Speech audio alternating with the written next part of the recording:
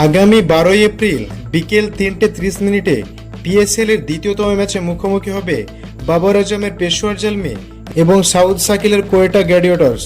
আর এই দুই দলের ম্যাচে কোন দল জয়লাভ করবে এবার তারই ভবিষ্যৎবাণী করল জ্যোতি সিটিয়া। প্রিয় দর্শক, 11 এপ্রিল মাঠে গড়িয়েছে এবারের পিএসএল এর 10তম আসর। আর এবারের আসরের প্রত্যেকটা দল শক্তিশালীভাবে নিজেদের দল গঠন করে শিরোপা জয়ের লক্ষ্যে মাঠে নামছে। পিএসএল এর দ্বিতীয় ম্যাচে মাঠে নামছে পেশোয়ার জালমি আর কোয়েটা গ্ল্যাডিয়েটর্স। যেহেতু বলা যাচ্ছে এই দুই দলের মধ্যে একটি হাড্ডাহাড্ডি লড়াই হবে, কেউ কাউকে ছাড় দিয়ে কথা বলবে না। পিএসএল এ এখন পর্যন্ত এই দুই দলের 19 বারের দেখায় 11 বার জয় পেয়েছে পেশোয়ার জালমি আর 9 ম্যাচে জয় পেয়েছে কোয়েটা গ্ল্যাডিয়েটর্স।